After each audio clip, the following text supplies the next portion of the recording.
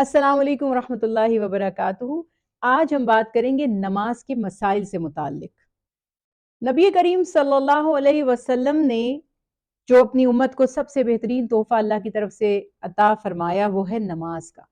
اور نماز جب ہم پڑھنے لگتے ہیں تو شیطان ہماری نماز کو خراب کرنے کے لیے بھول چوک اس میں پیدا کروا دیتا ہے۔ کبھی کوئی رکعت ہم زیادہ پڑھ لیتے ہیں، کبھی کم ادا کر لیتے ہیں۔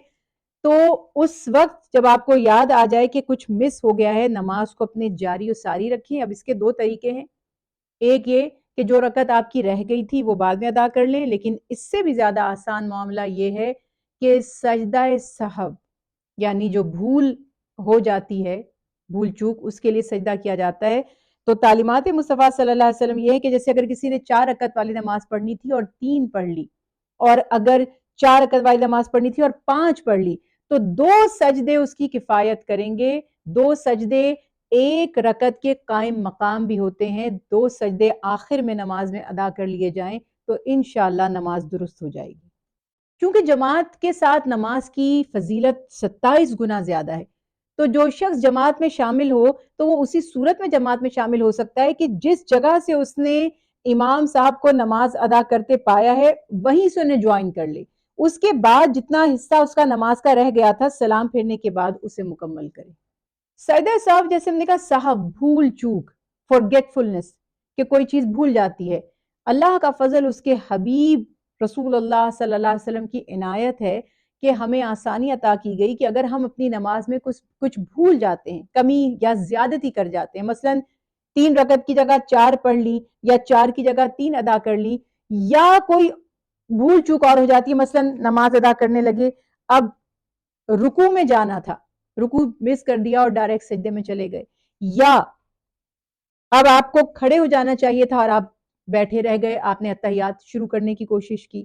یا بیٹھ کر اتحیات پڑھنی تھی اور خیال نہیں رہا پھر سے کھڑے ہو گئے۔ یہ تمام جو ویسے تو بتایا جاتا ہے 14 مقامات نماز میں ایسے ہیں کہ جن پر سجدہ سہو ادا کرنا ہوتا ہے، لیکن جو مستند ترین اور آسان ترین، میں نچوڑ آپ کو سب باتوں کا بتا رہی ہوں، باقی جس کا دل مطمئن نہ ہو وہ ہر بھول پر سجدہ سہو کرے، لیکن جو اوتھینٹک بات ہے اور جو آسان ترین بات یہ ہے کہ اگر نماز میں کوئی رکعت کم یا زیادہ ہو جائے، یا جیسے میں نے عرض کی کہ کھڑے ہونا تھا اور آپ بیٹھ گئے، اور تشہد میں بیٹھنا تھا اور آپ کھڑے ہو گئے، تو اگر تو ابھی آپ ان بٹوین مڈل ہیں، جیسے مثال کے طور پر میں رکوع میں مجھے جانا نہیں چاہیے تھا، میں جھکنے لگی لیکن ایک دم سے مجھے یاد آ گیا، وہ پوسچر چینج ہونے سے پہلے اگر مجھے یاد آ گیا ہے تو میں جلدی سے دوبارہ اپنی نماز کی طرف آ جاؤں گی، لیکن اگر آپ نے پوزیشن اپنی چینج کر ہی لی ہے تو پھر نماز کو آپ کنٹینیو کریں اور آخر میں سجدہ سہو ادا کر لیں۔ سجدہ سہو کے طریقے مختلف ہیں، کوئی بھی غلط نہیں ہے،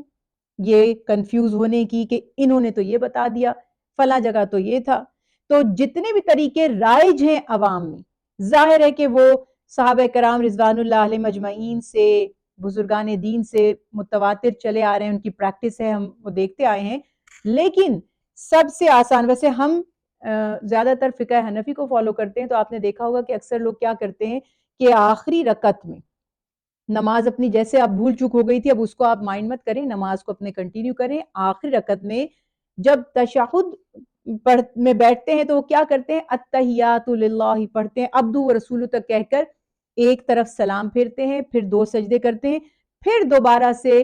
جس طرح اب آپ تشہد میں بیٹھے ہیں یہ امیجن کرتے ہیں، اور آپ التحیات پڑھتے ہیں، درود شریف پڑھتے ہیں، پورا سلام پڑھتے ہیں اور پھر سلام پھیر لیتے ہیں۔ ایک طریقہ یہ ہے، اور ایک طریقہ یہ ہے کہ پوری نماز آپ ایز اٹ از جیسے اب باقی کی نماز تھی وہ ادا کر لیں، اور آخر میں 2 سجدے آپ کریں اور اس کے بعد سے پھر التحیات اور درود شریف پڑھیں اور سلام پھیریں۔ اور ایک طریقہ اس کا یہ ہے کہ وہ جو سجدے آپ آخری میں کریں گے اسی میں آپ نیت کریں سجدہ سہو کی بھی،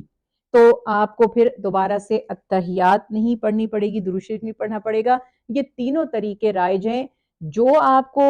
دل جس پر مطمئن ہوتا ہے، بجائے اس کے کہ دوسروں کو کرٹیسائز کرنے کے، جو آپ کا دل جس پر مطمئن ہے وہ طریقہ ادا کریں، انشاءاللہ اللہ سبحانہ وتعالی نماز کو قبول فرمائیں گے۔ دیکھیں، اگر ہمارا دل کسی شخص سے خراب ہو جاتا ہے، جیسے ہم کہتے ہیں نا ہم بدگمان ہو گئے، تو اول تو قرآن پاک میں اللہ سبحانہ تعالیٰ نے اجتنبوا من الظن فرمایا کہ بدگمانی سے بچو، کیونکہ اکثر بدگمانیاں گناہ ہیں، یعنی وہ ہمیں گناہ گار کر دیتی ہیں۔ اب اگر آپ کے پاس کوئی ویلڈ ریزن ہے کہ جو آپ کی امامت کر رہے ہیں، جیسے ہم یہ ریفرنس دیتے ہیں کہ 3 لوگوں کی غیبت جائز ہے، ظالم حاکم کی اور فاسق امام کی، اور جو دین میں برے طریقے ایجاد کرتا ہے اس کی۔ تو اگر معاذ اللہ آپ سمجھتے ہیں کہ جو امامت کروا رہا ہے وہ فاسق ہے، یا آپ اس پر شور ہیں، آپ کے پاس ایسے پروفز ہیں کہ آپ کو پتا ہے کہ یہ غیر شرعی کام کرتا ہے، تب تو آپ کو اس کے پیچھے نماز پڑھنی ہی نہیں چاہیے۔ لیکن اگر آپ کو علم نہیں ہے، یا آپ کو غلط فہمی ہے، یا آپ کا اپنا سم ٹائم پرسنل کلیش بھی ہو جاتے ہیں، تو آپ کا دل خراب ہوگا اس شخص کی طرف سے، لیکن نماز تو آپ اللہ کی رضا کے لیے پڑھ رہے ہیں۔ جو نماز آپ نے پڑھی ہے اللہ سبحانہ وتعالیٰ اس کو قبول فرمائیں گے، لیکن اس کی وہ جو لذت ہے، اس کا جو حسن ہے وہ ختم نہ ہو جائے۔ تو سب سے بڑی بات یہ کہ اگین وہی پوائنٹ آپ کو کلیئر ہونا پڑے گا۔ آپ دیکھیں کہ وہ شخص اگر آپ اس سے بدگمان ہیں تو کیوں ہے، تو آپ اتنی اپنے اندر جرأت پیدا کریں کہ آپ پھر اس کے پیچھے نماز مت پڑھیں۔ دل ہی مطمئن نہیں ہے آپ کا، آپ کے دل میں بغض ہے، آپ کے دل میں ہیٹریڈز ہیں، نفرتیں ہیں، اور اس کے بارے میں نیگیٹیوٹی ہے، تو آپ کا تو سارا فوکس اس کی نفرت کے اوپر ہے۔ تو لاجیکلی یوں فتویٰ نہیں ہے، نماز تو بہرحال ہو جائے گی، اللہ کے لیے آپ نے پڑھی ہے، اور سب کچھ وہی پڑھا ہے جو نماز میں پڑھا جاتا ہے، نیت بھی اللہ کی رضا کی ہے، اور نماز میں آپ نے ساری دعائیں اور سورتیں بھی سب پڑھی ہیں۔ لیکن لاجیکلی یہ بات یاد رکھیے کہ دھیان آپ کا نماز میں نہیں، بلکہ اس شخص کی ناراضگی آپ کے جذبات پر غالب ہے، اس کا جذبہ آپ پر غالب ہے۔ تو اس لیے 2 کام کر لیجئے، یا تو دل کو اس سے صاف کر لیجئے اگر آپ کے پاس اس کے اگینسٹ کوئی پروف نہیں ہے، یا پھر اس کے پیچھے نماز ادا نہ کریں۔ اب اگین اس میں بھی ایک مسئلہ ہو جائے گا کہ اگر آپ اس کے پیچھے نماز ادا نہیں کریں گے تو آپ اس سچویشن کو ڈیل کیسے کریں گے؟ فار ایگزامپل آپ اپنی کیا الگ ایک جگہ کھڑے ہو کر نماز ادا کریں گے، آپ اس کو اوائڈ کریں گے، اس سے آپ کو مزید مسائل کا سامنا کرنا پڑے گا۔ مثال کے طور پر ہم کسی جگہ پر جاب کرتے ہیں، ملازمت کرتے ہیں، اور وہاں پر کوئی امامت کرتا ہے، اب اگر ہم اس کے پیچھے نماز نہیں پڑھے تو سب دیکھ رہے ہیں کہ اس نے کیوں اس کے پیچھے نماز ادا نہیں کی۔ ان چیزوں کو ذرا دیکھیں، اپنی سچویشن کے حساب سے غور و فکر کریں، اور پھر اگر یا تو آپ میں اتنی جرت ہونی چاہیے کہ آپ بتا سکیں کہ اس کی امامت درست نہیں ہے، اس کے پیچھے ہمارا نماز پڑھنا درست نہیں ہے، شرعی ریزنز، ویلڈ ریزن آپ کے پاس ہیں، یا پھر اگر آپ کے اپنے پرسنل ایشوز ہیں تو ان کو دل سے نکالنے کی کوشش کریں۔ چھوٹی موٹی کمی، کمزوری، خامیاں ہم سب میں ہیں، اس کو اوائڈ کرنے کی کوشش کریں۔ ظاہر ہے کہ جس شخص کے پاس مال دولت ہو، خزانہ ہو، تو چور، راہزن، یہ جو چھینا جھپٹی کرنے والے ہیں اسی کے پاس جاتے ہیں۔ تو چونکہ ہمارے دل میں ایمان موجود ہے تو شیطان چاہتا ہے کہ اس کو ضائع کر دے، نکال دے، ہمارے دلوں میں وسوسے پیدا کر دے۔ تو سب سے پہلے تو آپ کو خود ہی اپنی تربیت کرنی ہے، یہ کہ میں خوش نصیب ہوں کہ مجھے اللہ کی بارگاہ میں حاضری کا شرف حاصل ہو رہا ہے، اور میں اس کی بارگاہ میں پیش ہو رہا ہوں۔ اللہ کے حبیب نے فرمایا الصلاۃ معراج المومن، نماز مومن کی معراج ہے۔ تو یہ ساری تصورات کر کے آپ نماز ادا کریں۔ پھر بھی اگر وسوسے آتے ہیں، ایک سب سے بڑی بات یہ ہوتی ہے کہ آپ کو پتا ہو کہ آپ نماز میں پڑھ کیا رہے ہیں۔ ہم تو بس پڑھ رہے ہیں، اگر میں آپ سے پوچھوں گی کہ مجھے پوری نماز کا ترجمہ بتائیے جو آپ نے پڑھی، تو کیا آپ بتا پائیں گے؟ تو نماز کے ترجمے پر فوکس کیجئے، اپنے ادائیگی پر فوکس کیجئے، اور پھر بھی وسوسہ آتا ہے تو وسوسے کی پرواہ مت کریں، آپ اپنی نماز ادا کیجئے، انشاءاللہ اللہ سبحانہ وتعالیٰ آپ کی نماز قبول فرمائیں گے۔